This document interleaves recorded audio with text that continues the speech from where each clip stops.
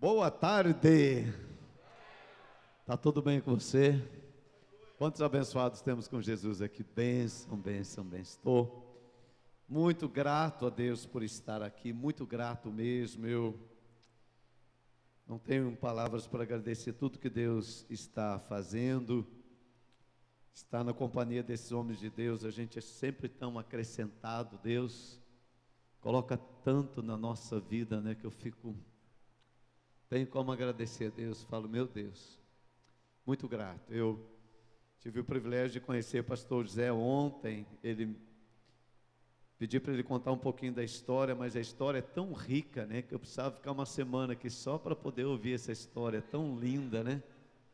Eu acho tão lindo isso que Deus faz na vida das pessoas. Que coisa, não existe nada mais lindo do que obra de transformação de Deus na vida de uma pessoa, porque sociologia não pode fazer isso, psicologia não pode fazer isso, não tem nenhuma ciência que consiga fazer isso, economia não pode fazer isso, mas Deus faz, né? Ele muda as pessoas. Isso é algo assim, Ele muda o destino das pessoas. Ela está indo numa direção, daqui a pouco ela vai para outra direção totalmente diferente. Só Deus pode fazer isso.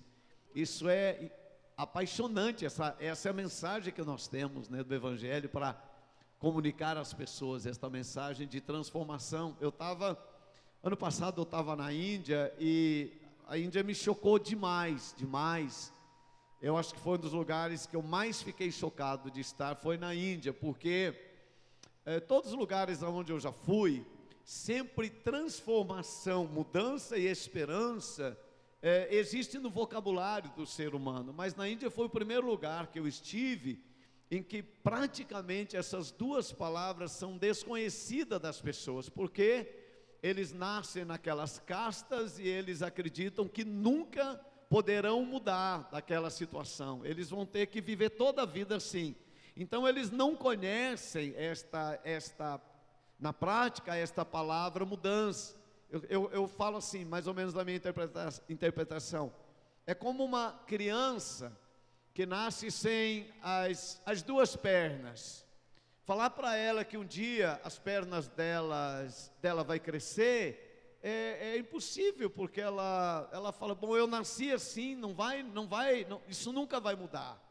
Então ela não tem esperança de que um dia ela vai poder entrar numa loja para comprar sapatos, por exemplo. Ela até vai viver, mas ela não tem essa esperança.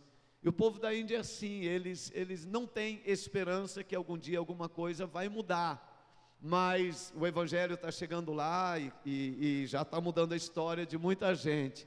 Mas eu e você acreditamos na mudança, e por isso nós temos esperança. Diga assim, eu acredito em mudança, por isso eu tenho esperança. Olha para o irmão, diga, as coisas vão mudar para melhor, meu irmão. As coisas vão mudar para melhor, para melhor. Estou muito abençoado, muito abençoado. Almocei com o Enéas agora, que coisa preciosa, que coração desse homem. Eu estou tão abençoado. Ontem à noite tivemos um tempo com alguns irmãos, né? O povo de Deus é tão alegre, né? Eu acho isso lindo, né? Uma alegria. Você não precisa beber, você não precisa contar piadas horríveis. A gente ri uns dos outros, é engraçado, não é verdade? Só de olhar um para o outro a gente já tem vontade de rir, né? Tão gostoso tudo isso.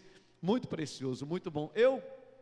Agora, esse tempo que nós vamos ter à tarde, não é, agora, como é o nome da esposa do pastor Enéas? Como é o nome? A Cláudia. Você que me ligou, né, Cláudia? A Cláudia me ligou agora lá no hotel e falou assim, pastor, se prepare que Jesus vai buscar você. Eu falei, ai meu Deus, deixa eu ligar para minha esposa, falar com as minhas filhas, porque, ai Jesus, foi, obrigado, viu, querido? E eu pude vir com esse casal tão amado e tão precioso, né? Obrigado pelo carinho de vocês. Que coisa, o povo de Deus é muito lindo. Onde você vai, tem essa graça de Deus. O pastor José falou ontem uma coisa que eu experimento muito. Você conhece uma pessoa e você tem a impressão, você não sabia da existência dela, e aí você a conhece. Só que a partir daquela hora, você tem a impressão que você já conhecia essa pessoa há muito tempo, não é verdade?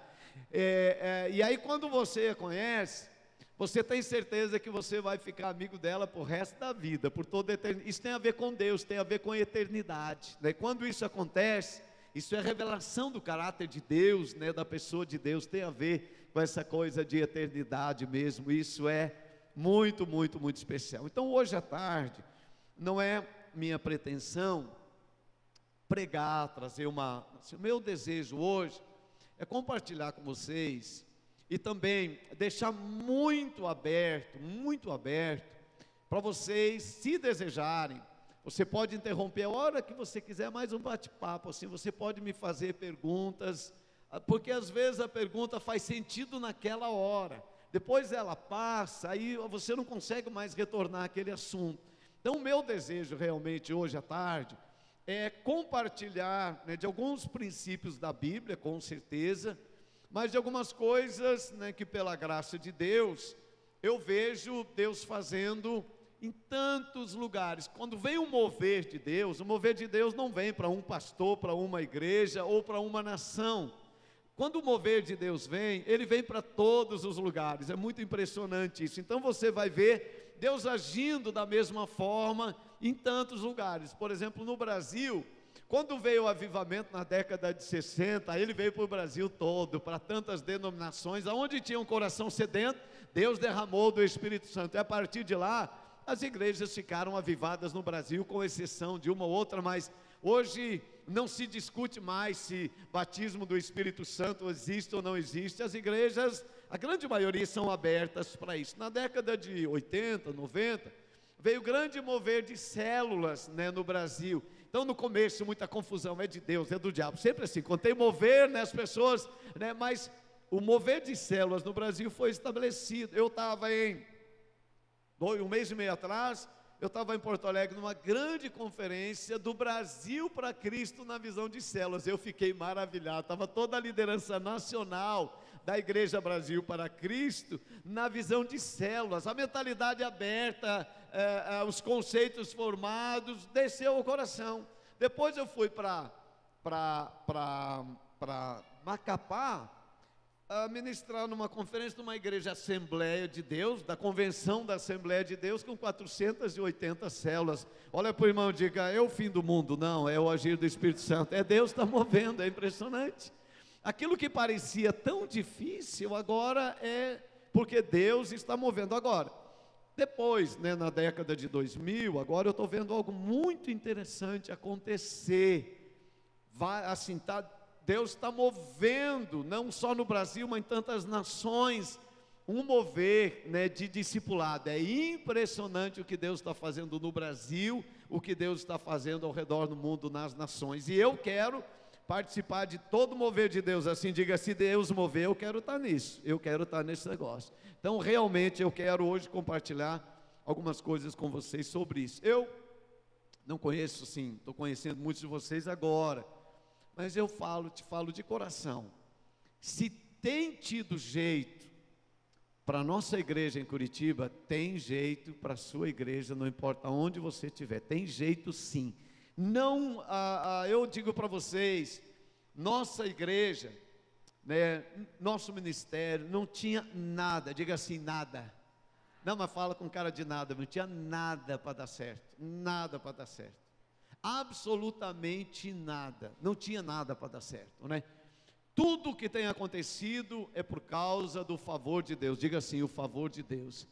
Quando o favor de Deus vem, as coisas acontecem por causa do favor de Deus. Eu acho que nenhum pastor, pelo menos que eu conheço, foi tão atrapalhado para trabalhar com células que nem eu.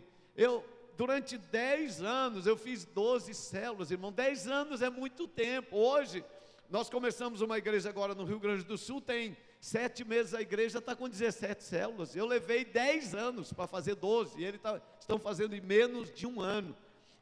Nossa igreja, hoje quando eu olho, falo: meu Deus, só se o Senhor está fazendo aqui, o Senhor pode fazer em qualquer lugar. E eu realmente acredito, né, que Deus está fazendo isso e vai fazer na sua vida, na sua célula, na sua casa luz. Deus realmente vai abençoar. Abra comigo a sua Bíblia no livro de Atos, capítulo de número 2.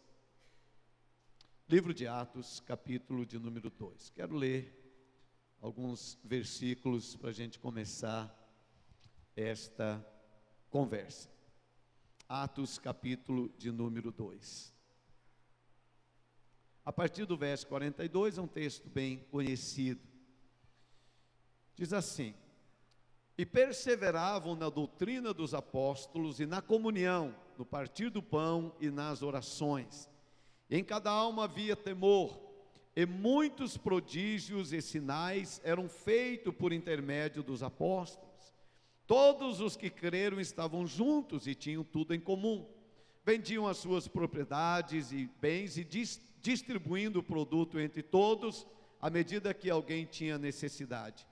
Diariamente perseveravam unânimes no templo, partiam o pão de casa em casa e tomavam as refeições com alegria e singeleza de coração. Olha para mim um instante, diga assim: alegria.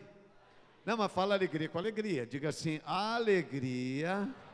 Mais uma vez, alegria e singeleza de coração.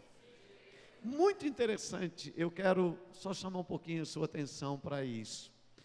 Eu estudo bastante, não sei se eu estudo tanto assim, mas eu estudo sobre crescimento de igreja há muito tempo.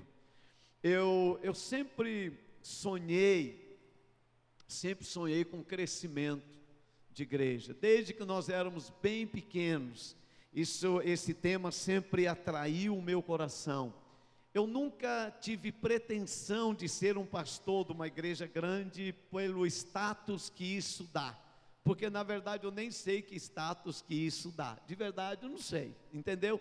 Eu simplesmente queria ver nossa igreja crescer, por acreditar que esta é a vontade de Deus.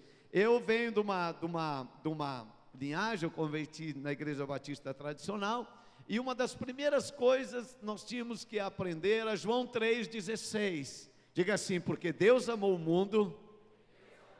Diga assim: Deus amou o mundo de tal maneira que deu seu Filho unigênito, para que todo aquele que nele crê, faz assim, não pereça, mas tenha vida eterna.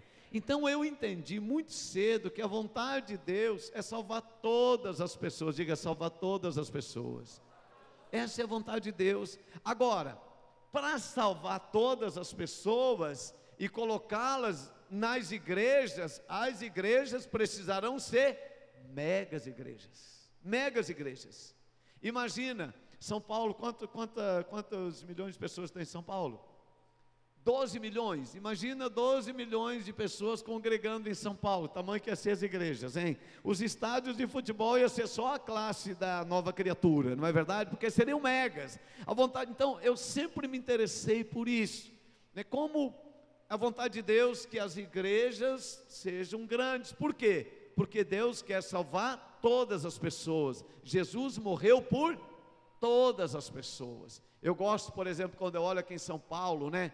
O metrô cheinho, quando eu vejo alguma reportagem assim, metrô cheinho, eu falo: meu Deus, a vontade do Senhor é que toda essa turma vá para a igreja. Essa é a vontade de Deus, né? Milhares e milhares e milhares de pessoas chegando para o reino de Deus. Agora, então eu sempre estudei, e muitos anos atrás saiu um livro, Crescimento Natural da Igreja. E nesse livro do Christian Schwartz, é um alemão estudando sobre crescimento de igreja, ele diz que algumas coisas são comuns nas grandes igrejas, como algumas coisas são comuns também nas pequenas igrejas, mas me interessou pelas grandes igrejas. E ele diz, ao redor do mundo, né, estudando as grandes igrejas, uma das qualidades que ele viu todas as grandes igrejas, são igrejas alegres. Diga: alegres. Gente, eu precisei, ainda faço isso. Eu tenho ensinado nossa igreja a ser alegre. Nós precisamos, porque alegria ou tristeza é uma escolha. Todo dia quando você acorda, você precisa decidir se você vai ser uma pessoa alegre ou se você vai ser uma pessoa triste. Nós escolhemos. As pessoas devem escolher isso. E como igreja, nós também escolhemos se nós vamos ser uma igreja alegre ou uma igreja triste. A maioria das pessoas, né, elas têm, eu conheci um pastor muito abençoado, né, de Portugal, pastor Mário Rui, um homem de Deus. Eu aprendi com ele, ele vai estar conosco agora, o ano que vem, porque eu quero aprender muito com ele. Eu confesso para você que eu ainda, e você também, nós ainda estamos aprendendo. Diga, estou aprendendo. Não, mas fala com alegria, porque você não está reprovado final do ano. Diga assim, eu estou aprendendo. Gente, aprender é uma coisa muito legal. Aprender é uma coisa. Eu lembro quando eu estava aprendendo a dirigir. Você lembra disso? Estava aprendendo a dirigir. Que coisa boa, né? Você ir para a autoescola. Nos primeiros dias era meio ruim, mas quando você conseguia fazer o carro começando, eram uns pulos, mas já era legal, não é verdade? Porque você estava aprendendo. Aprender é uma coisa muito boa. Então, nossa igreja precisou estar aprendendo a ser uma igreja alegre. E o Mário Rui diz assim, que uma das grandes dificuldades do evangelho é que nós não comunicamos de maneira correta o evangelho. Ele falando na Europa, né, há muita resistência, mas não é porque as pessoas não querem o evangelho, porque os pastores e os líderes, muitos não têm sabido comunicar o evangelho. Por exemplo, Filipenses 4:4 diz assim: alegrai-vos sempre no Senhor. Outra vez digo, alegrai-vos. Eu estou falando do versículo, estou comunicando o versículo? Não. Alegrai-vos sempre no Senhor. Outra vez digo, alegrai-vos. Eu estou falando, mas eu não estou comunicando, ou seja, não tem nenhuma mensagem de coerência nesse versículo. Agora, como é comunicar esse versículo? Eu vou falar e você repita, por favor: alegrai-vos sempre no Senhor. Outra vez digo, alegrai-vos. Fala esse versículo para o irmão aí. É assim, isso é dessa maneira. Agora, a igreja precisa comunicar essa mensagem, não apenas falar, mas comunicar essa mensagem. A igreja primitiva, a Bíblia diz que ela tinha alegria. Neemias 8:10 diz que a alegria do Senhor é nossa força. Diga assim, a alegria do Senhor. Agora presta atenção, nós estamos tão viciados em falar alegria com cara feia. Presta atenção nisso, meu irmão.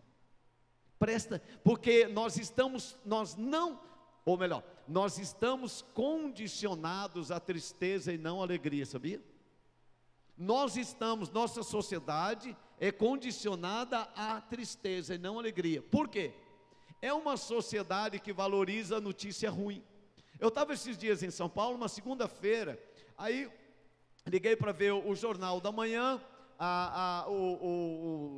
o helicóptero daquela emissora estava sobrevoando, e o helicóptero só procurava, eu percebi isso, só procurava lugares de muito congestionamento para fazer imagem.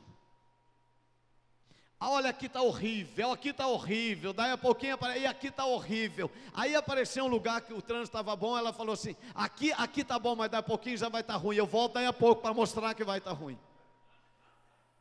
Presta atenção para você ver, isso condiciona a nossa mente. E aí nós estamos condicionados à tristeza e não. Você conhece alguém em depressão nesse país? Gente demais, não tem nem razão para estar triste. O que aconteceu? Não sei o que aconteceu, eu não tenho alegria. Agora, a igreja primitiva era uma igreja alegre. Neemias 8:10 diz assim: a alegria do Senhor, repita por favor se você pode, é a nossa força. Agora, a gente tem que falar de alegria sorrindo, não dá para falar de alegria triste. A alegria do Senhor é a nossa força. Isso fazia com que a igreja primitiva crescesse. Igrejas alegres crescem mais do que igrejas tristes. Se você for numa igrejinha bem pequenininha, Se ela tem alegria, ela vai crescer. Eu fui convidado para falar numa igreja, nos 100 anos de aniversário da igreja. 100 anos. Falei, meu Deus, estou muito honrado por estar nessa igreja. Quando eu cheguei na porta, um diácono me recebeu. Ele olhou para mim e falou assim: é uma alegria ter o senhor aqui. Falei, meu Deus. Desse jeito. É uma alegria ter o senhor aqui. O cara nem sequer esboçou um sorrisinho. Não, nada. Aí eu entrei, o pastor me recebeu no corredor. Olhou para mim e falou assim: que bom que o senhor veio. Falei, meu Deus. Entrei. Gente, eu tinha certeza que tinha entrado no lugar errado. Eu falei, é uma capela funerária, só não estou vendo morto, mas isso aqui não é igreja. A igreja com 100 anos, não tem 80 pessoas. Porque tristeza afasta as pessoas. Tristeza afasta as pessoas, ninguém quer estar num lugar triste. A igreja primitiva, ela tinha alegria. Bem no começo, que a nossa igreja era tão séria, eu tinha vontade. Falava, se vocês não rirem, eu vou descer do púlpito, vou fazer cosca em vocês, porque a nossa igreja tem que crescer, nós temos que crescer, nossa igreja tem que ser alegre. Queridos, eu reúno toda terça-feira, com os meus líderes de célula, toda terça-feira, toda terça. Que reunião alegre, meu irmão, que reunião alegre. Agora imagina você trabalhar todo dia, está cansado, aí você tem que ir para uma reunião de liderança toda semana, e chega lá para levar bronca, alguém vai querer, e sem ganhar nada?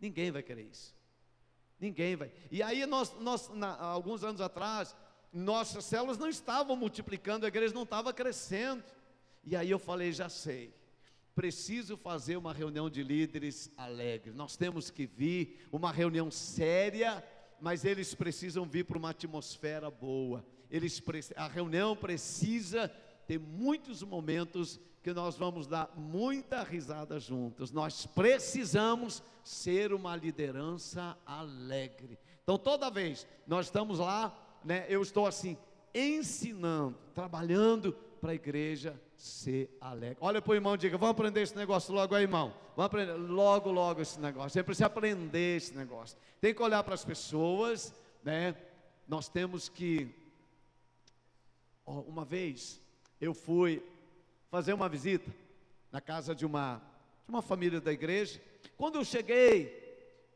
eu vi uma senhora espiando por cima do muro, antigamente, agora não dá mais para fazer isso, né, mas a senhora estava espiando, eu vi que ela estava espiando, e eu olhei para ela, e sabe quando congela, que não dá tempo, você não sabe o que faz, se você, né, você foi pego no flagra, e você não sabe o que faz, aí eu olhei para ela, dei um sorrisão, porque eu achei engraçado, né, dei um sorriso para ela, entrei, quando eu saí, ela foi na casa daquela família e falou assim, quem é essa pessoa que estava na casa de vocês? Aí a família disse, é o nosso pastor. Ela disse, ele é sempre assim? A família não sabia o que estava falando, não, ele é assim do jeito que a senhora viu ele. Ela não sabia que ela estava espiando, não, é do jeito que, ela disse, domingo eu quero lá na igreja, aí ela foi. E eu realmente quero sempre ter essa alegria do Senhor, porque não é por causa da condição, alegria é por causa da presença de Deus, alegria é um fruto do Espírito Santo, não é porque tudo está bem, a minha vida é normal, tem dia que não está tudo bem, mas a minha alegria vem de Deus. Aí, eu realmente também estava alegre naquele dia, como sempre quero estar. Ela falou assim, depois, ela me contou, ela falou, pastor, eu estou aqui por causa do seu sorriso, e eu quero ficar aqui na igreja. Isso faz 25 anos atrás. Eu estou cheio de ruga, mas ela está na igreja até hoje, que eu continuo esforçando para sorrir para ela. Agora, veja só, essa mulher, logo depois, ela foi trabalhar na minha casa, ela trabalhou por 15 anos na nossa casa, né, como empregada da nossa casa, e cuidou das crianças, e nos ajudou, por causa de um sorriso. Imagina ter alguém trabalhando para você por 15 anos, irmã, sorria, saia sorrindo por aí, de repente você acha alguém que quer trabalhar na sua casa, entendeu? Agora, se você for sério o tempo todo, as pessoas não vão querer trabalhar com você. Eu tenho tanta gente, eu tenho 38 pessoas que trabalham de tempo integral na minha equipe, 38, e eu tenho mais 50 pessoas que estão esperando. Eu desci domingo passado, eu terminei de pregar, tinha 2 jovens assim sentados, e eles falaram, pastor, sabe por que a gente está aqui? Falei, não. Assim que tiver vaga na sua equipe, nos leve para lá. Se você sorrir, você vai atrair pessoas. Se você é um líder de casa luz e sabe sorrir, você vai atrair pessoas. Esta alegria produz crescimento na igreja. Outra coisa que diz aqui, eles tinham singeleza de coração, ou seja, eles eram simples. Eles eram simples, havia singeleza, as coisas funcionavam com simplicidade. Eu percebo que às vezes na igreja a gente complica demais as coisas, tudo é muito burocrático na vida da igreja, mas eles comiam, eles repartiam pão, eles viviam com singeleza de coração.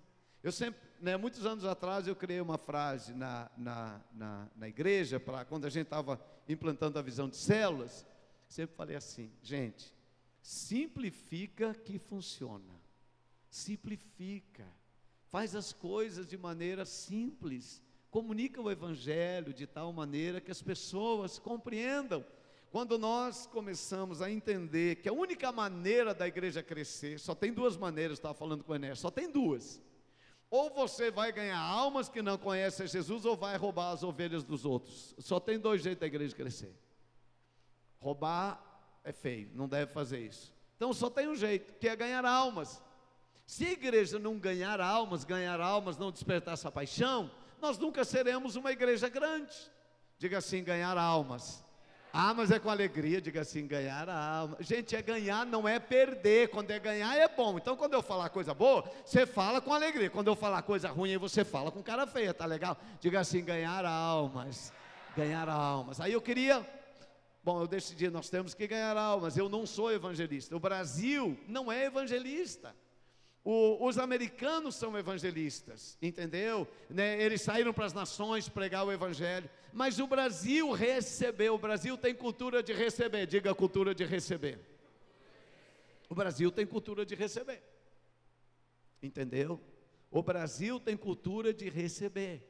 Qualquer coisa que é de graça as pessoas querem, até injeção, se é de graça elas querem, entendeu? Agora,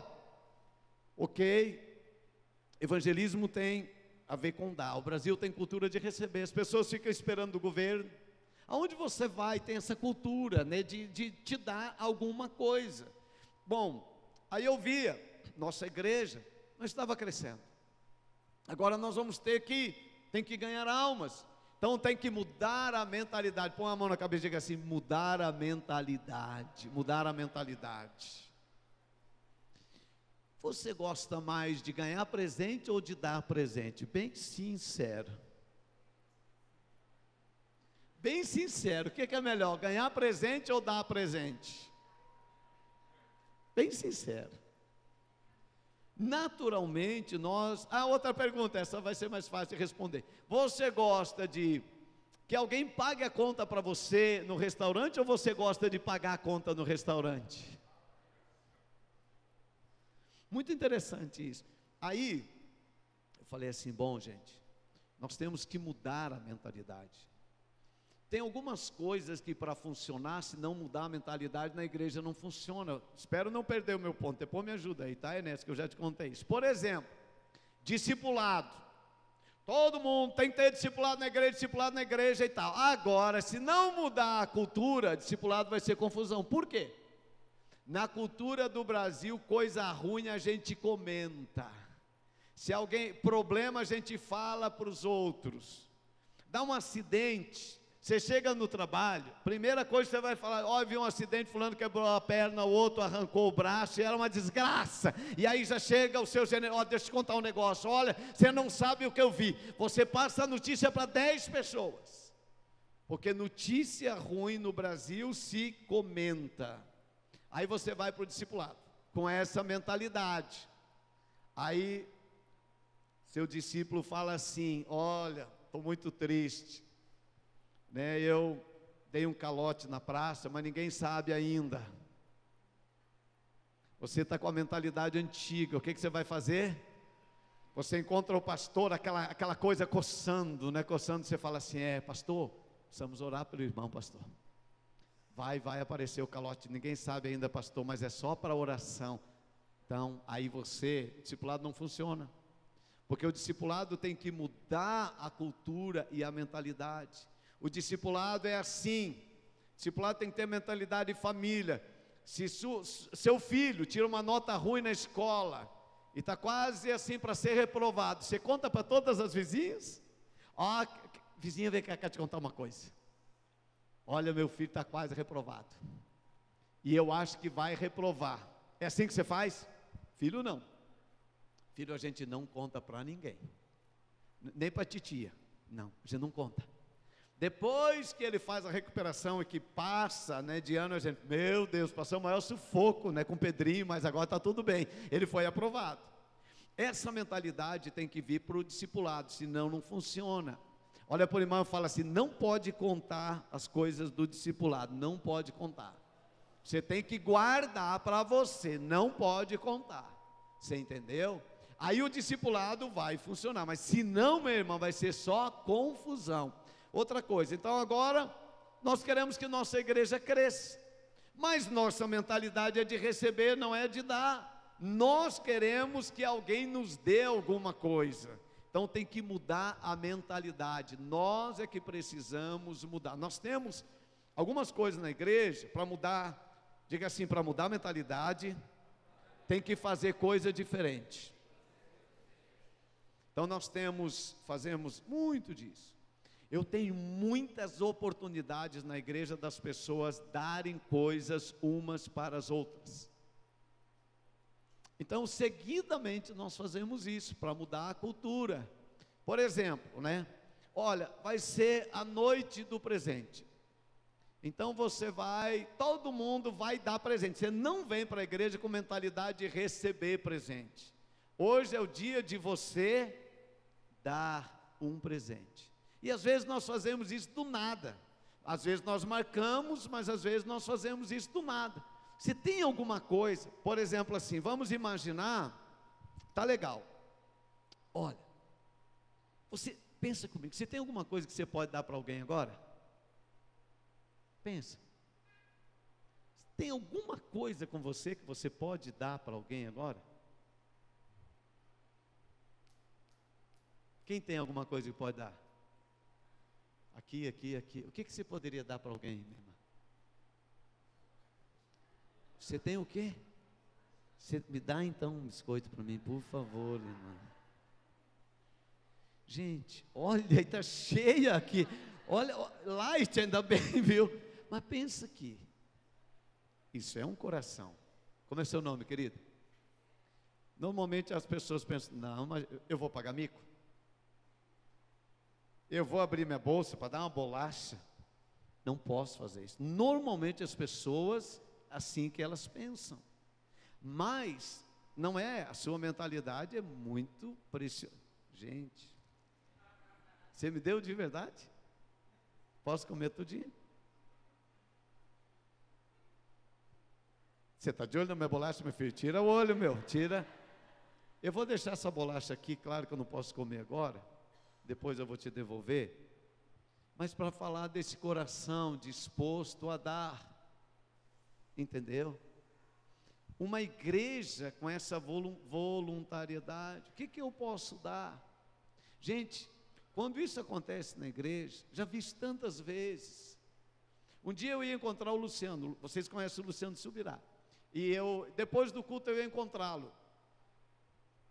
A gente ia jantar junto, ia ser alguma coisa. Só que veio essa unção do dar, diga, essa unção do dar. Diga, isso é uma unção. Ela veio sobre nós. E aquela noite, meu irmão, foi um dar coisa para lá, dar coisa para cá. Eu dei a gravata para um, eu dei o relógio para outro, e dei o meu sapato para outro. E aí eu estava de pé descalço para ir embora. Daí eu ia encontrar o Luciano e falei: Luciano, não posso te encontrar, chegar num restaurante desse jeito, não dá certo. Mas isso para mudar a mentalidade. Diga, mudar a mentalidade. Meu alvo é ganhar almas, mas primeiro precisa mudar a mentalidade. O receber tem que ser trocado pelo dar. Jesus falou um negócio que eu demorei para ter revelação. É melhor dar do que receber, mas isso tem que ter revelação, irmão. Tem que ter. Por exemplo, eu não preciso, quer ver? Se, pastor José, vem agora, presta atenção. E estou recebendo uma unção, Deus está falando comigo que é para eu dar o meu carro para você. Você vai precisar orar quantos dias e jejuar para receber essa bênção? Diga, já estou pronto. Diga assim, já estou pronto. Nós sempre estamos prontos para receber. Agora, irmão Zé, estou sentindo uma revelação da parte de Deus que é para o irmão dar o seu carro para mim. Pode fazer isso agora? Preciso orar um pouco, preciso jejuar, eu preciso pensar nesse negócio, porque não é da natureza do ser humano dar, a natureza do ser humano é para receber. Por isso que uma pessoa, no meu entender, ela não é reconhecidamente uma pessoa que tenha unção da prosperidade por aquilo que ela recebe. Isso para mim não manifesta unção da prosperidade. Eu tenho isso, é legal. Para mim, unção da prosperidade se manifesta no dar e não no receber, porque para receber eu não preciso unção. Eu não preciso unção para receber. Agora, para dar, eu preciso unção. Aí eu queria ajudar os pobres, diga assim, ajudar os pobres. A igreja precisa ajudar os pobres. Se você olhar isso na Bíblia, está claro em todo tempo. A igreja no Brasil está muito longe disso, muito longe. Deus tem dado muito para a igreja e a igreja tem dado muito pouco. Tanto assim que a igreja no Brasil é conhecida como uma igreja generosa ou uma igreja que recebe demais. Essa é a imagem da igreja no Brasil. Agora, essa imagem não é de graça, alguém inventou. Não, essa é a imagem da igreja. Porque os pastores são mais conhecidos por pedido que por dar. Estou certo ou estou errado? Por exemplo, estou mudando essa mentalidade na igreja. Eu reuni minha equipe e falei, gente, nós temos que mudar cada vez mais. Quando uma pessoa chega lá no nosso culto das 6 horas, por exemplo, ela vai assistir a nossa reunião. Então, eu treinei todo o meu time de acolhimento, porque eu quero criar a mentalidade de dar. Então, você senta lá e você quer tomar água. Então, eu tenho um time que vai trazer água para você, onde você está sentado. Você não vai precisar levantar para tomar água. Você entendeu? Não importa onde você está no nosso salão. Você só vai fazer, né? Tem gente que vai estar olhando para você e já sabe como é que funciona. Você faz um gesto. Por favor, como posso servi-lo? Eu gostaria de um copo de água. A pessoa vai lá e serve você. Porque eu quero criar a mentalidade de dar. A igreja é um lugar de dar. Nós, todo mês, nós recolhemos alimento para os pobres. Todo mês. Em Curitiba, na igreja que eu sou pastor, isso vai acontecer terça-feira, nós recolhemos 9 toneladas todo mês. Todo mês. Na Shalom nós recolhemos 15 toneladas todo mês. Porque nós estamos mudando a mentalidade. Jesus disse, é melhor dar do que receber. Nós chamamos de quilo do amor, é uma coisa muito simples, muito simples. Nós fazemos através das células, quando você vai fazer a sua compra, em Gálatas 2:10, Paulo diz assim, fui recomendado que não me esquecesse dos pobres, o que eu procurei fazer com muita diligência. Diga, não esquecer dos pobres. Os pobres, eles são da parte de Deus, instrumentos para nos ajudar a lembrar que é melhor dar do que receber. É uma festa muito linda, né? Quando leva na célula 1 quilo de alimento, nós chamamos quilo do amor, mas as pessoas não querem dar 1 quilo, elas dão mais. E aí, no Tadel, que é a nossa reunião de líderes, vai acontecer na terça-feira, é muito lindo. Chega líderes, né, das células com sacolas e sacolas e sacolas de alimento, aí tira tudo da sacola, aí traz assim, lá, bem grande, daí nós fazemos a hora da consagração, gente, é lindo. Pena que eu não trouxe a imagem para você. Diga assim, todo mês. Estamos mudando a mentalidade. Por que isso? Porque nós queremos dar o evangelho para as pessoas. Diga, dar o evangelho para as pessoas. Nós queremos dar o evangelho para as pessoas. E aí tem que mudar a nossa mentalidade. Nós recebemos, agora nós queremos dar o evangelho. Então a igreja, nós todo domingo, nós queremos dar o evangelho para as pessoas. Eu queria, como eu não sou evangelista, alguns anos atrás eu falei, Deus, eu não sei, né, eu não sei pregar o evangelho, aí eu, sabe o que eu fiz? Nossa igreja começou a convidar a gente nas células, e as pessoas começaram a vir. Aí para fazer apelo, eu não era bom de fazer apelo, aí eu pregava normal. Na hora de fazer apelo, eu colocava uma música e falava assim, olha só, agora alguém vai dar a você uma das mensagens mais lindas que seus ouvidos já ouviram. E aí, enquanto rodava a música, os irmãos da igreja faziam apelo para as pessoas que estavam chegando na nossa igreja. E aí começou a converter gente. Só que aconteceu que daí a igreja cresceu e já ninguém mais sabia quem era, ou muitos não sabiam quem era irmão, não era irmão, aí ficava convidando o irmão, você quer receber, né? E hoje, pela graça de Deus, muito difícil, 8 anos para cá, nunca, para a glória de Jesus, nós nunca fizemos apelo que pessoas não entregam a vida para Jesus. 20, 30, 40 pessoas cada domingo estão entregando a vida para Jesus, porque mudou a mentalidade. Uma igreja não vai crescer se não mudar a mentalidade. É melhor dar do que receber. Deus amou o mundo, por isso Ele deu. Célula Casa Luz é um lugar onde nós vamos dar.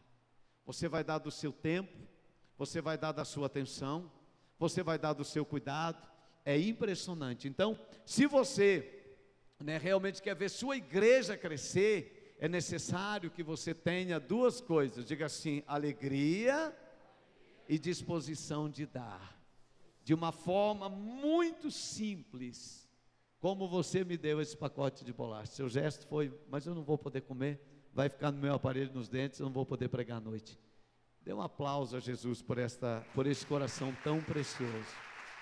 Igreja, se nós fizermos assim, nossa igreja vai crescer. Líder, é necessário, né, abrir a nossa casa, para que a gente possa repartir com as pessoas, dar, né, nós ensinarmos a nossa liderança a dar, a repartir, porque isso vai. Uma segunda coisa que eu quero repartir com você, no começo, eu venho também, como vocês, passamos por algumas fases da igreja, mas há uns, mais ou menos, lá por 2000, eu acho, por aí, 2005, tinha uma grande ênfase no Brasil de adoração, de mover de Deus, de reunião que começava às 7, terminava 1 da manhã. Quem é desse tempo? E era gente caindo para todo lado, e era só maravilha. Eu sou desse tempo. Nós estávamos nesse, o Cirilo vai lá, e meu Deus, David Killam, né, lota milhares de pessoas, é bom demais. Aí, eu comecei, ao mesmo tempo que a gente está fazendo tudo isso, né, grandes pregadores e tal, e aquela coisa, né, maravilhosa, a glória de Deus vinha, eu levava o Eibe, meu discipulador. O Eibe ia lá para falar de células. Olha para o irmão e fala assim, células, Casa Luz. Aquele mover é melhor do que célula. Que célula dá trabalho, aquele não dava, irmão, era só entrar na onda e sair, né? Meu Deus, que é bom demais. Mas célula, cuidar de gente, muito trabalho. Então, aí o Eibe ia lá falar de célula. Quando o Eibe terminava de pregar, ele orava, ninguém nem estava muito querendo receber a oração dele. Interessante esse tempo na igreja. Aí eu comecei a observar. O Eibe ia outro ano, a igreja dele, aquelas pessoas, né? Olha, nós tivemos cada pregador lá, rapaz, o cara só de pensar em levantar a mão para o lado de alguém já estava caindo e rolando. Impressionante, nós tivemos gente muito poderosa lá. Mas aí eu comecei a observar que essas pessoas, tão cheias da glória de Deus, era uma bênção, mas elas não tinham paixão por almas. Elas tinham paixão pela glória, e é uma bênção, mas não tinham paixão por almas. O Eibe tinha paixão por almas. Aí, e eu ficava, esses pregadores, e alguns outros que não iam lá, mas que eu via, quando eu enxergava eles, eu ficava impressionado, diga impressionado. Não, mas faz uma cara agora de impressionado, diga assim, faz assim com a mão, impressionado, regala os olhos, fala assim, impressionado. É interessante, impressionado. Às vezes nós pregamos o evangelho para impressionar as pessoas, e eu ficava impressionado. Falava, meu Deus, como essa pessoa, que coisa. Então aqueles que caíam, assim, aqueles que tinham unção de Benihim, falavam, meu Deus. Tinha um que ele pegava o casaco, quando ele fazia assim meia volta, já todo mundo caiu, meus olhos ficavam desse tamanho. E foi uma vez, ele era tão ungido, ele orava por cura, aquela coisa toda, e caía e cura. Aí tinha um que tinha perna curta lá, e aí ele foi orar, e eu fiquei olhando e a perna do cara cresceu. Gente, eu regalei os olhos desse tamanho, e o cara tão poderoso, que a perna curta cresceu mais do que a outra. Estou te falando sério. Aí foi medir lá, colocou uma do lado da outra, a perna curta passou. Aí ele falou, agora a perna volta para ficar do tamanho. Eu estou lá, meu Deus, impressionado com o cara. Eu vi isso. Diga assim, impressionado. Quando você fica impressionado, você olha, você admira, mas você não pode fazer aquilo que aquela pessoa faz. Eu falava, meu Deus, eu oro, a perna fica do mesmo tamanho.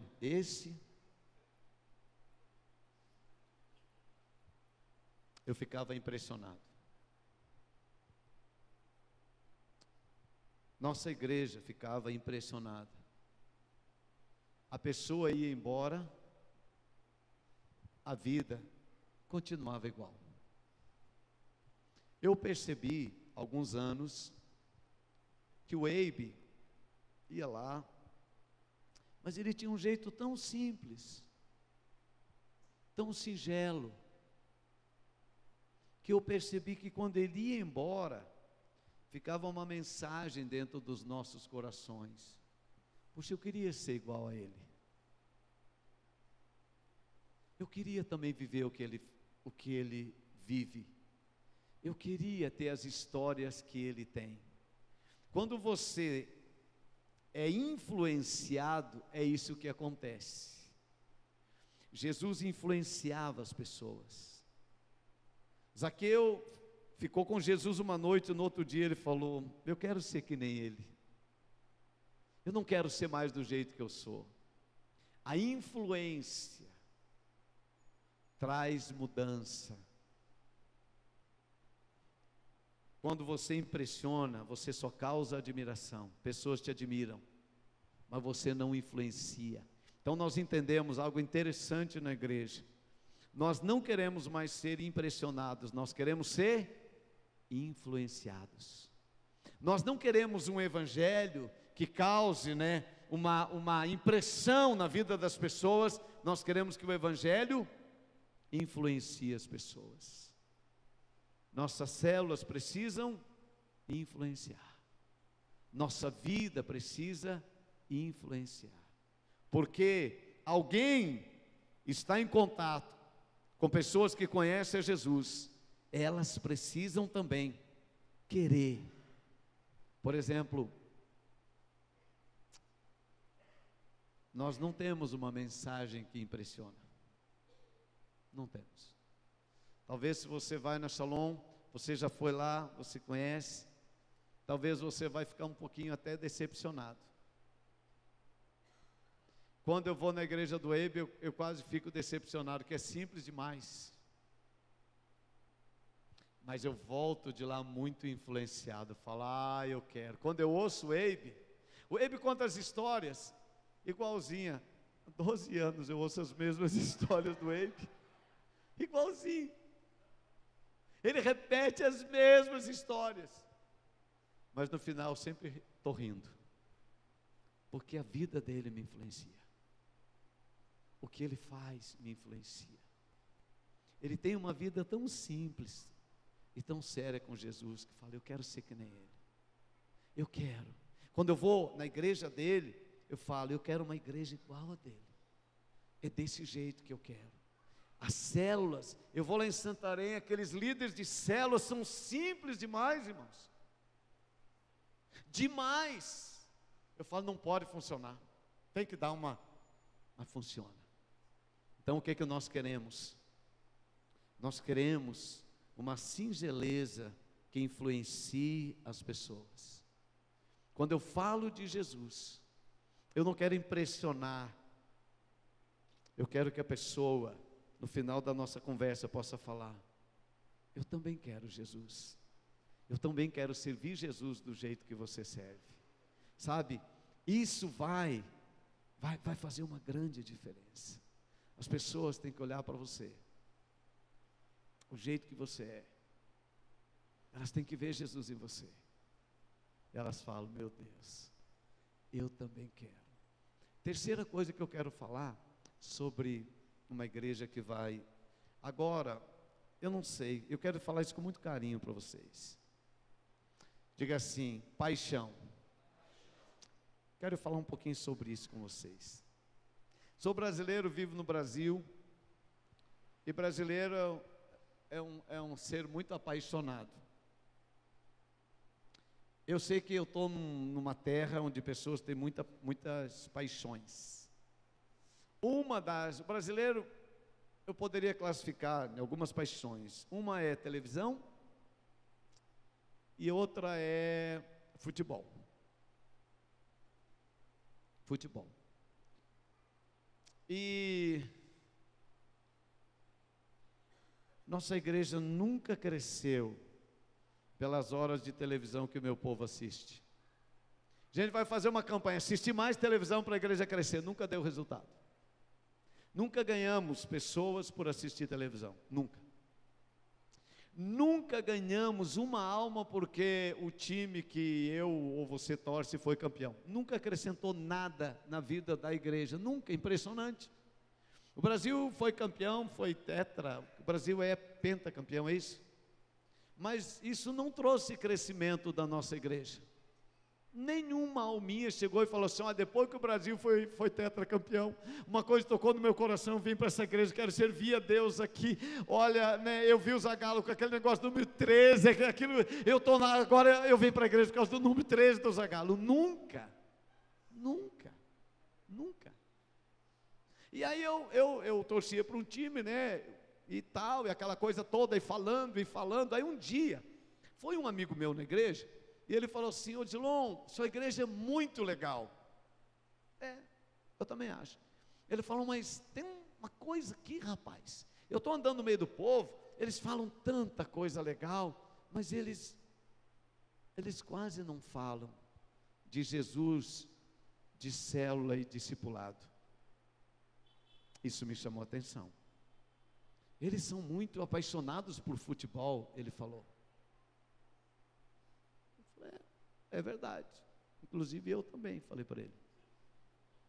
Aquele dia caiu minha ficha. Eu disse, Deus, o que eu ganho com isso? Olha para o irmão e diga, o que eu ganho com isso? Diga o que o reino ganha com isso. Gente, se a gente for bem sincero, o reino não ganha nada, absolutamente nada, nada, nada. Isso tem a ver com cultura. Aí, um dia eu estava numa célula, fazendo supervisão, e quando terminou a supervisão, era 9h30, e eu ia poder chegar em casa, ver o segundo tempo de um jogo que eu queria ver. Aí uma irmã falou assim: pastor, não consigo falar com você no escritório, que bom que você veio na nossa célula, você pode orar por mim? Claro, irmã, claro. Falei, orar é rápido, né? Eu oro 5 minutos, chego em casa. Ela falou, pastor, mas antes de orar, eu queria contar um pouco para o senhor o meu problema, o senhor pode me ouvir? Eu te confesso, sinceramente, pensei, se for rápido posso, mas se for demorado eu só oro. Mas aquele dia, Deus falou profundamente no meu coração. Eu tinha que fazer uma escolha, ou ficava apaixonado por pessoas, ou apaixonado por futebol. Não podia fazer as duas coisas ao mesmo tempo. E eu disse, irmã, puxei uma cadeira e falei, você pode me contar tudo o que você quiser. E ela aproveitou a oportunidade. Ela contou tanta coisa aquela noite. Eu fui orar por ela, né, já era mais de 10h30. Mas eu não tinha nenhuma pressa. A partir daquele dia, paixão por futebol morreu no meu coração. Morreu. Sou apaixonado por pessoas. Posso gastar horas e horas e horas com uma pessoa. Horas e horas. Mudou algo aqui dentro. Se você quer ver a igreja crescer, o reino crescer, tem que mudar a paixão. Se não mudar a paixão, a gente vai ser normal, como todo mundo. E nós nunca vamos experimentar a realização do nosso sonho. Nunca. Isso foi uma revolução na nossa igreja, irmãos. Você não tem ideia. O Brasil estava jogando domingos, 7 horas, nosso culto é 6 horas. A igreja estava lotada. Porque eu tenho ensinado, não sou contra futebol, irmão, por favor, isso não é doutrina, entenda isso, por favor. Estou falando, por favor, entenda meu coração. Estou falando de paixão. Estou falando de paixão. Nós amamos pessoas, nós amamos igreja, nosso tempo é consumido. Agora, tinha encontro de moças, então tem jejuns muito prolongados quando tem encontro é uma coisa muito. Eu falei para o Jamal ontem, olha, eu vou estar aqui com vocês até amanhã. Se a minha passada aqui, eu puder, no final, deixar simplesmente uma coisa para vocês, eu vou embora realizado. E um dia você vai entender, a maior parte das pessoas não vão entender o que eu estou falando, mas um dia você vai entender. Se eu conseguir deixar para vocês uma paixão por almas e um presente do encontro com Deus, estou realizado, não preciso mais nada. Encontro com Deus é uma coisa apaixonante, irmãos. Nós tínhamos 250 moças domingo, chegando do encontro com Deus. Os pais estavam lá para esperar aquelas jovens. Isso acontece no final do nosso culto. Aquela fila de pais olhando aquelas jovens chegarem, cheias da glória de Deus. Não tem coisa mais linda do que isso. Que coisa sobrenatural. Porque a nossa paixão é Deus. Nós somos apaixonados pelo reino de Deus. Sabe, queridos, tudo que eu quero é gastar os meus dias. Sabe, eu quero chegar no céu. Quantos aqui querem chegar no céu? Eu quero chegar. Não, mas fala assim, diga assim, eu quero chegar no céu. Põe a mão assim e fala, eu quero chegar no céu. Gente, eu quero chegar no céu. Eu quero chegar no céu. Jesus vai olhar para mim. Diga assim, Ele vai olhar para mim. E Ele vai falar assim, meu filho, para que time você torcia?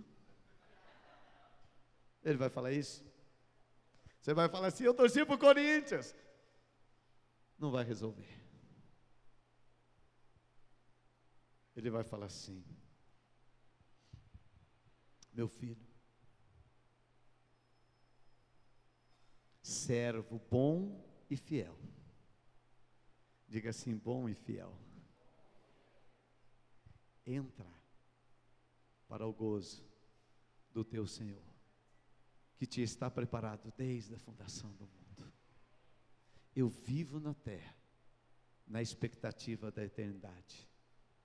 Eu tenho ensinado nossa igreja a viver em função da eternidade. A eternidade existe. A eternidade existe. Na eternidade vai ter cristãos que vão entrar sem nenhum galardão. Cristão sapecado. Mas eu não quero entrar sapecado. Gente, eu quero ter galardão. Eu quero ter galardão. E galardão são pessoas salvas. É isso que produz galardão. Título mundial de futebol não produz galardão. Não produz, irmão. E nem... Quer ver? Eu vou te falar uma coisa. Você que é bem fã de futebol, como eu já fui. Você cria a expectativa do seu time. Seu time vai jogar, vai jogar, vai jogar. Aí se ele perde, você fica jururu, você chora e tal. Aí se ele ganha, você fica eufórico. Só que 2 dias depois a vida está normal e tem que ganhar tudo de novo. E aí ele demora para ganhar tudo de novo. É um negócio sem graça, né? Eu assisti, gravei o Jogo do Brasil, assisti o Jogo do Brasil na segunda-feira, terminou o jogo.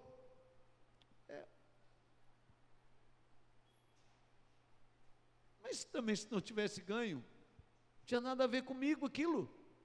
Tem a ver com eles, não comigo. Se o Brasil ganha, eles ganham muito. Mas eu não ganho nada. E se eu não ganho nada, eu também não preciso perder nada.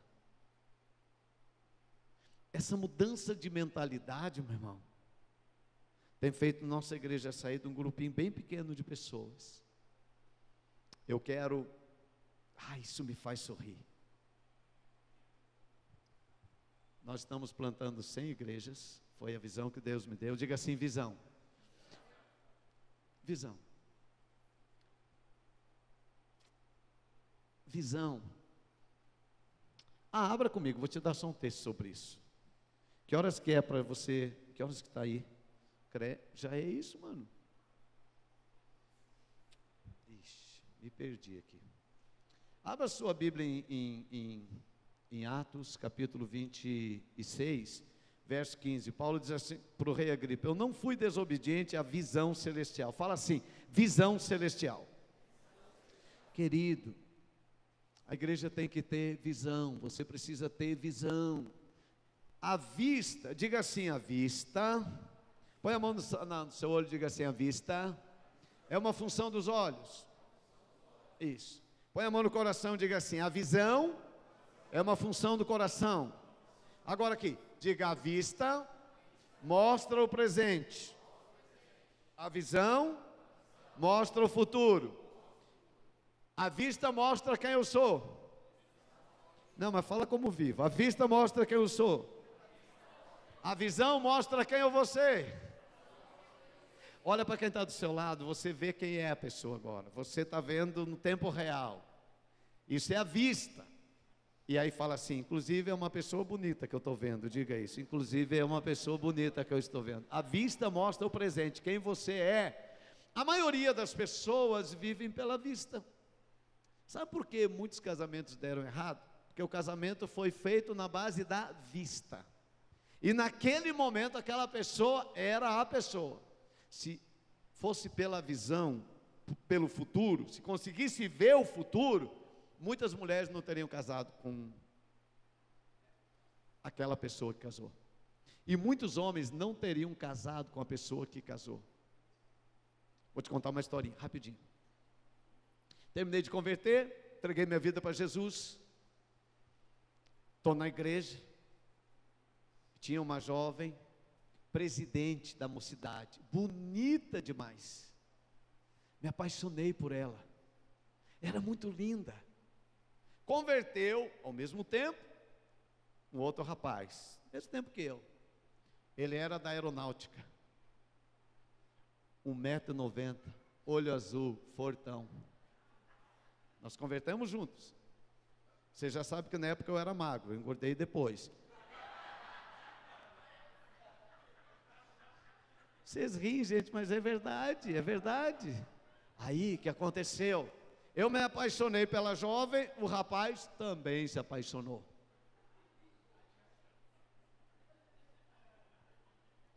Gente, eu olhava para ele, até eu achava ele bonito. Que coisa. Aí, aquela jovem precisava decidir. Ela tinha duas maneiras de decidir: pela vista e pela visão. Se ela for decidir pela vista, qual a minha chance? Também vocês podiam ser melhor comigo também. Pelo menos dá 1,5, mas não 0 assim. Que coisa.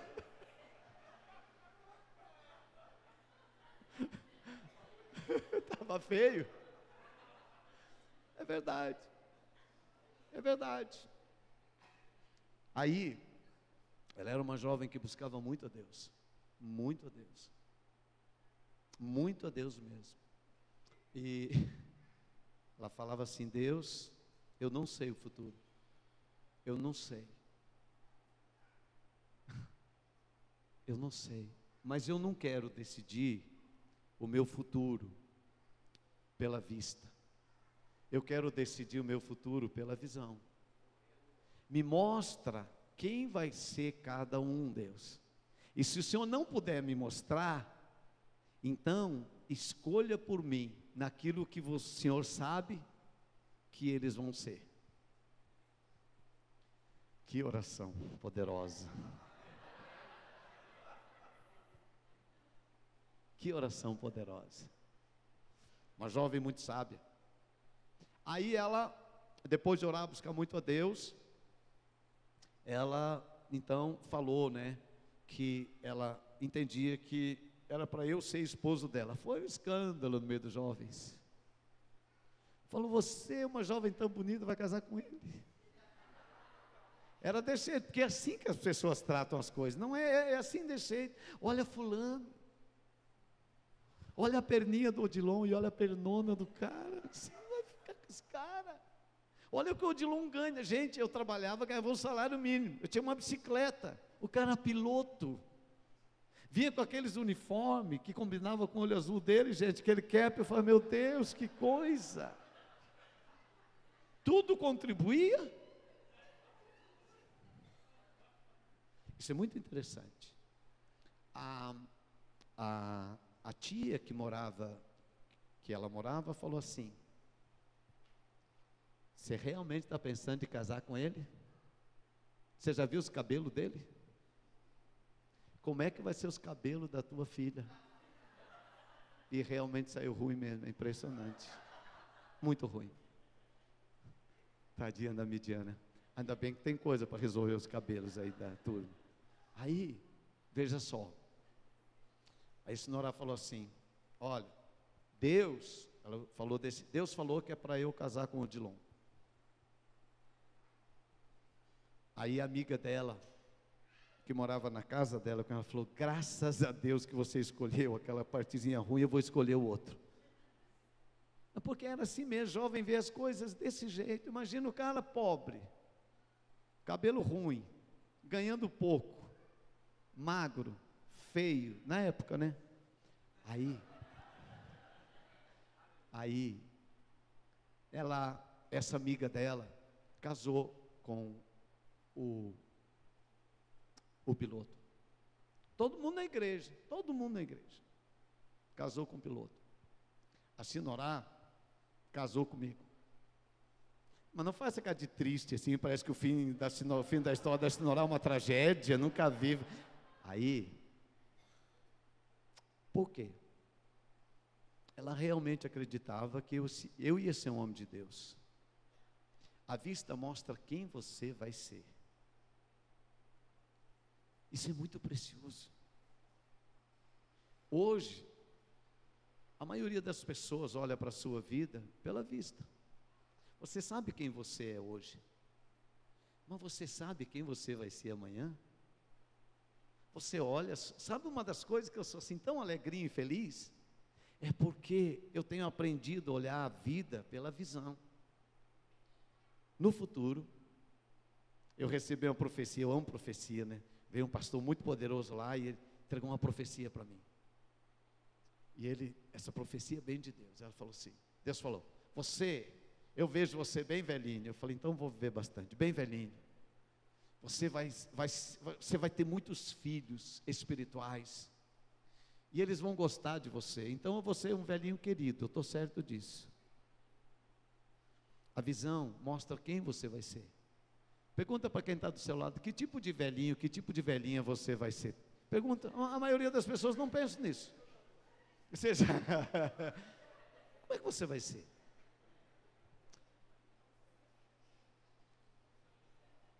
Eu olho minha vida pela visão. Deus me deu uma visão. Eu vou plantar 100 igrejas. Diga 100 igrejas. Quando eu falo isso, 100 igrejas. Cada igreja com 1.000 pessoas em média. 100.000 pessoas. Diga assim, 100.000 pessoas.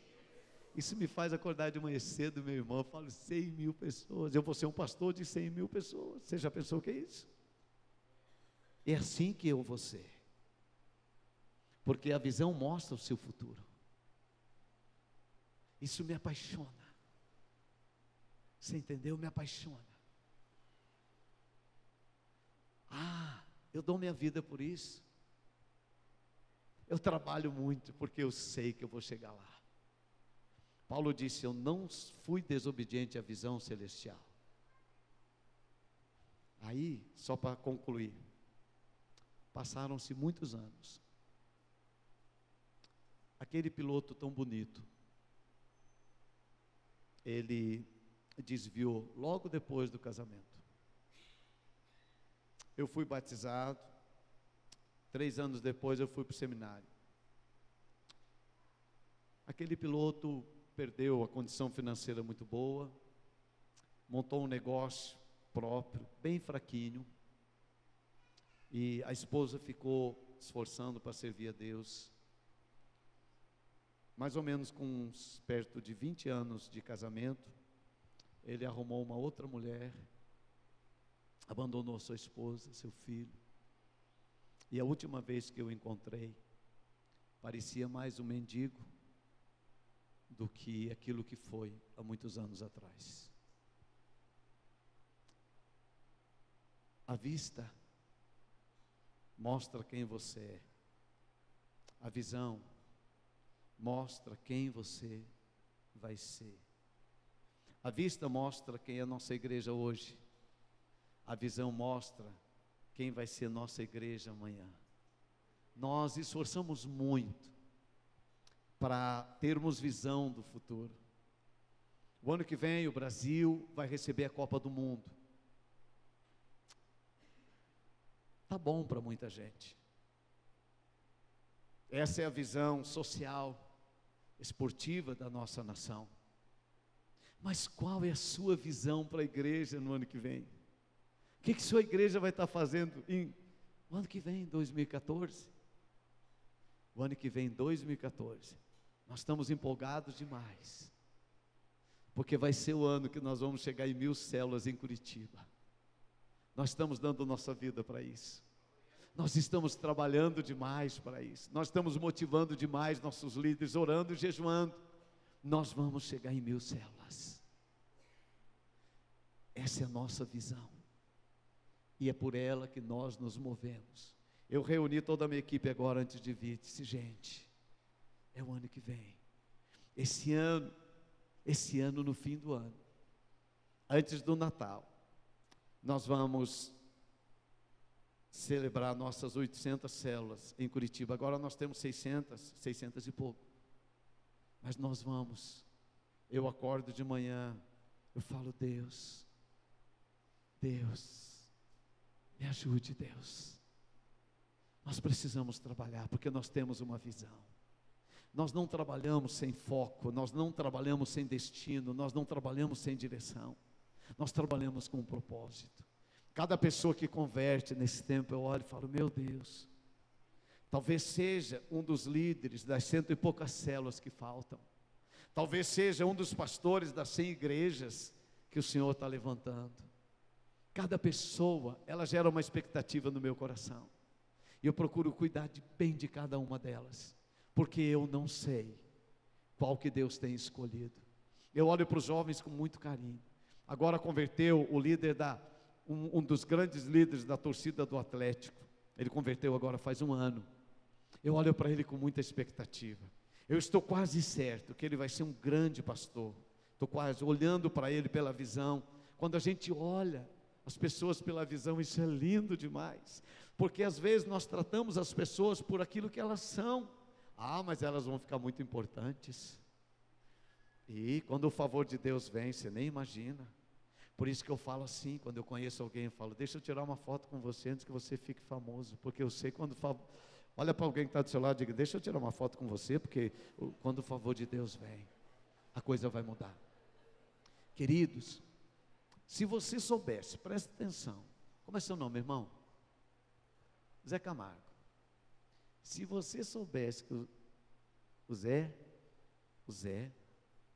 tá? Se você ficar sabendo que ele ia ficar tão abençoado,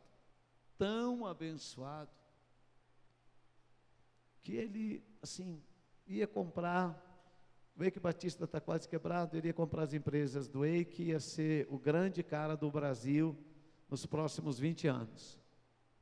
Você trataria ele do mesmo jeito que você trata hoje, ou você trataria diferente? Eu mesmo trataria diferente. Ô, irmão querido. Ah, irmão, vai lá em casa, irmão. Sabe, quando olhamos e tratamos as pessoas só por aquilo que elas são, às vezes nós não as tratamos tão bem. Mas quando a gente consegue ver o que elas vão ser, meu irmão, a gente muda. A gente muda. Jesus olhou para aquela mulher em adultério, todo mundo viu pela vista. Tem que apedrejar. Jesus falou, faz isso não, faz isso não. Essa mulher vai viver num padrão espiritual tão alto que era bom vocês repensarem. Eu mesmo estou repensando. Eu não vou jogar pedra nela não, ela vai ser famosa. Olha, você está entendendo? Isso muda a visão da igreja. Isso muda a visão de nós tratarmos as pessoas. Você entendeu? Muda. Converteu uma pessoa na nossa igreja. Ela era bem jovem. Era um adolescente, mais ou menos. Eu olhei para ele e eu falei assim para ele, muitos anos atrás. Eu estava num aniversário. E bem adolescentinho assim. Eu olhei para ele e falei assim, deixa eu tirar uma foto com você, porque você vai ser muito usado por Deus. Eu não falo isso brincando, eu realmente acredito nisso. E eu tenho essa foto até hoje, quando ele é adolescente. Hoje ele é um dos pastores da Shalom, ele que vai pregar no meu lugar amanhã. Eu sempre brinco com ele, já tenho foto com você. Eu conheci um pastor em Santarém em 2002. Sabe, marronzinho. Aquelas pessoas que você olha assim, você não dá nada. Conheci, a gente estava andando numa Kombi, sabe Kombi de lotação? Então todo mundo que anda de lotação, aquele dia assim, aquele calorão lá de 40 graus, todo mundo suando, aquela coisa bem assim. Eu conheci ele. E aí eu apertei logo a mão dele, falei, meu amigo, você é precioso. Ah, eu faço isso sempre, que eu nunca sei. E vai que o favor de Deus venha sobre você. Quando a gente já é amigo, a gente já é amigo. Eu sempre quis pregar em Tóquio. Eu acho Tóquio chique. Mas quem sou eu para pregar em Tóquio? Diga quem fala assim, quem sou eu? É um sonho muito alto. Aí eu tirei uma foto com esse meu amigo dentro da Kombi, 2002, em Santarém. Ele me ligou agora, faz uns 4 meses. Ele se tornou um pastor, ele já era pastor, mas a igreja dele era bem pequenininha, aqui em São Paulo. Tinha 80 pessoas. A igreja dele foi crescendo. Aí ele me ligou agora, 3 meses atrás. Ele falou: Dilon, tem uma novidade para te contar. Falei: o quê? Ele falou: estou mudando para Tóquio. Vou abrir uma igreja lá. Eu falei: rapaz, lembra da nossa foto na Kombi? Lembro. Eu vou em Tóquio. Porque o favor de Deus veio sobre ele. Visão é você tratar as pessoas por aquilo que elas vão ser. Agora, olha a chiqueza da história. Não terminou aí. Ele tem que aprender inglês. Então ele tem que morar nos Estados Unidos, mais ou menos por 1 ano. Ele ficou amigo daquele cara dentro da Kombi. Aí ele me ligou e falou: Dilon, você poderia me receber na sua igreja dos Estados Unidos por 1 ano? Eu falei: nem acredito, meu filho. Ele vai ser minha ovelha nos Estados Unidos por 1 ano. Porque pela graça de Deus nós crescemos juntos. O favor de Deus veio sobre ele, o favor de Deus veio sobre mim também. Agora nosso relacionamento é Estados Unidos e Japão. Mas eram os dois dentro de uma Kombi. Talvez hoje você está dentro de uma Kombi. As coisinhas são pequenas para você. Talvez você é só um líder de uma casa-luz. Talvez você é só líder de um ministério na igreja, alguma coisa. Ou talvez você é só um crente.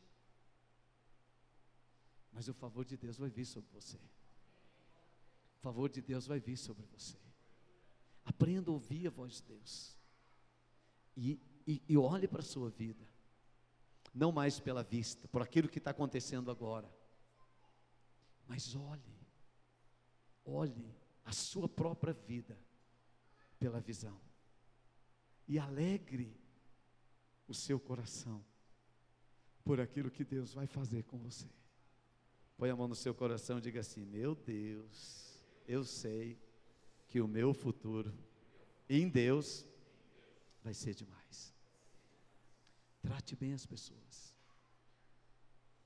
Eu estava nos Estados Unidos, conheci um pastor, me apresentaram o pastor, apertei a mão dele, dei um sorriso para ele e falei assim: um dia vou te levar no Brasil para pregar na minha igreja. Ele nunca tinha vindo no Brasil. Aí ele veio pregar. Ele foi tão abençoado, aquele homem, tão abençoado. Ele estava muito honrado por estar pregando no Brasil. E eu só estava servindo ele aqui. Aí no meio da conferência, ele parou e falou assim: o Dilon, o Espírito Santo está falando comigo. Nós temos uma grande conferência nos Estados Unidos em 2015, para 3.000 pastores. E Deus está mostrando que você vai ser um dos preletores lá. Eu já estou me vendo. Já estou tremendo, já nem sei o que faço. Mas eu já estou me vendo. Meu Deus. Falo, Jesus, eu? Ele fala: é você. Eu me olho a mim mesmo pela visão do que Deus vai fazer. Olhe você, sua célula, sua casa-luz, sua vida. Realmente Deus te escolheu. Eu estou certo disso. Eu sei que Ele te escolheu. Eu não fui desobediente à visão celestial. Eu amo essa coisa de visão.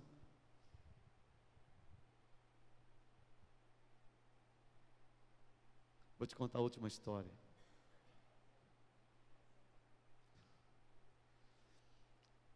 Eu amo história. Uma coisa que eu gosto demais, onde foi tão pouquinho tempo com o Zé, porque é uma coisa que eu gosto, chegar perto de uma pessoa e falar assim: irmã, me conte sua história. Ah, tem cada coisa mais linda, irmão. O ser humano é a coisa mais linda. A história de cada pessoa dá um filme. Sua história dá um filme. Aí, uma irmã, ela queria muito ter um filho, muito, muito, muito. E ela casou com um viúvo que já tinha 2 filhos, lá na nossa igreja. E ela queria ter um filho, ela ficou grávida, foi até o 4º mês, perdeu o filho. Ficou grávida de novo, foi até o 6º mês, perdeu o filho. Ficou grávida, estava no 8º mês, já estava pertinho do neném nascer. E ela tem pressão alta, não sei como é que dá um nome, né? E a pressão ficou muito alta, levaram é isso mesmo. Levaram ela rápido para o hospital e o médico tomou uma decisão. Ela estava muito mal e foi para a sala de cirurgia. O médico tentou tirar o bebê com vida e não conseguiu, e acabou nessa cirurgia tirando o útero dela também, sem que ela soubesse. Quando ela acordou da cirurgia, o filho estava morto, ela estava sem útero. O marido dela me chamou no hospital, ela estava desesperada, corri lá. Ela disse: pastor, acabou para mim, meu sonho acabou, eu nunca mais poderei ser uma pessoa realizada na vida. E olhando pela vista, era realmente o que estava acontecendo. Mas eu disse: Deus, me permita olhar essa situação e essa mulher pela ótica da visão espiritual. E quando eu olhei para ela, aquela tristeza toda, Deus me mostrou aquela mulher com muitos filhos à sua volta, muitos filhos, e ela muito feliz. Eu disse: irmã, olhando você pela ótica de Deus, você vai ser uma mulher muito feliz. Você vai cuidar de muitos filhos, você vai ter muitas crianças à sua volta. Ela disse: pastor, como isso pode acontecer? Eu disse: não sei, fala com Deus, não olhe para o presente, peça para Ele te mostrar o futuro. Ainda lá no hospital, Deus mostrou para ela uma creche, e ela via aquelas crianças, e ela lá, aquela criançada na volta. Hoje, ela cuida da creche que nós temos em Curitiba, quase 100 crianças na volta dela. O sonho dela é cuidar de 500 crianças. A esperança dela nasceu pela visão do futuro. Quando a gente tem visão do futuro, a gente é forte no presente, mesmo que as adversidades sejam grandes, mas você suporta a adversidade porque você acredita que Deus vai te fazer chegar lá. Muitos de nós recebemos uma visão de Deus, mas por causa das dificuldades, nós as abandonamos e vamos deixando pelo caminho, e vamos vivendo só o nosso presente, quando na verdade Deus tem coisas tão lindas e tão grandes para nós. Quando eu olho, eu falo: Deus, eu não quero viver pela vista, é muito pouco. Eu quero aprender a viver pela visão. Eu quero ter visão do futuro. Eu quero ter visão do futuro. Isso me motiva demais. Quando eu olho para aquilo que Deus vai fazer, me alegra. Talvez, eu quero orar por você. Temos que terminar, Inês. Eu sempre vou fazer isso quando eu estiver com você, pode ter certeza. Eu faço isso sempre. Eu sei que Deus está aí onde você está, como Deus está aqui onde eu estou. Mano, você coloca ali em cima para mim, por favor. Mas eu gosto muito de orar. Eu gosto quando a gente sai de onde a gente está, porque a gente quer alguma coisa que Deus tem para nós. Visão é ter certeza de onde você está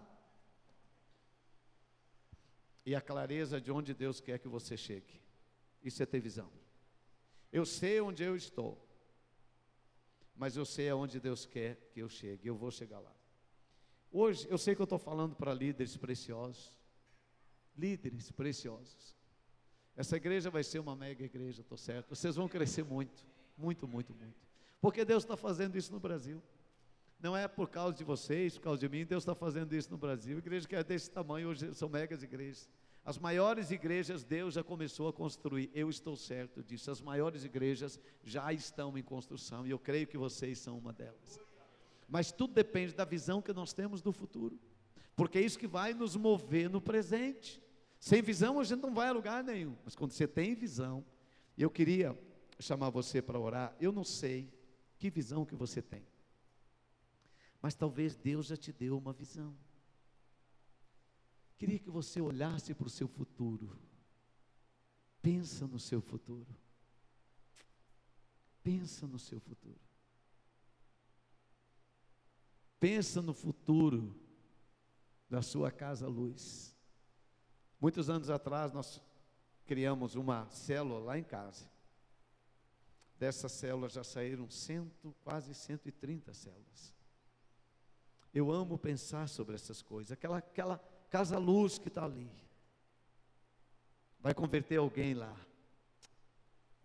Ah, como Deus vai te usar. Muitos de vocês vão ser pastores no futuro, grandes pastores, grandes líderes. Você vai deixar muita coisa para ser usado por Deus. Eu creio que muitos de vocês vão às nações. Eu creio nisso. Vão às nações. Porque tem uma profecia no Brasil, que o Brasil é um celeiro de missionários, então o negócio é com a gente, nós vamos ganhar muitas nações. Eu creio nisso, de todo o meu coração. Eu vejo isso na igreja. Eu vejo a igreja crescendo, crescendo, crescendo, ganhando almas, mudando a paixão. Eu vejo gente deixando paixão por televisão, por futebol, e colocando a sua paixão em Jesus, e fala: como isso aconteceu comigo? Mas aconteceu com você. Vai acontecer com você. Tem acontecido isso na minha vida. Talvez você tenha uma escola dentro de você, uma creche. Eu não sei o que você tem dentro de você. Tem muita coisa aqui dentro de mim, muita coisa, muita coisa. Tudo que nós temos na igreja um dia era apenas uma visão. Era apenas uma visão.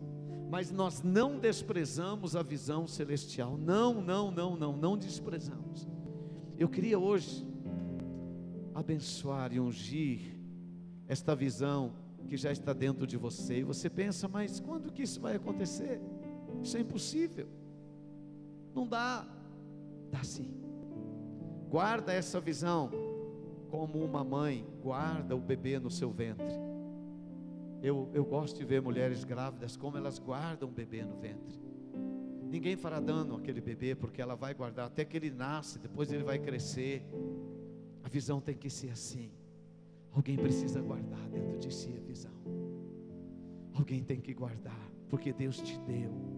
A visão nós não podemos nos orgulhar, porque é Deus que dá a visão. É Deus, é Deus, é Deus que dá.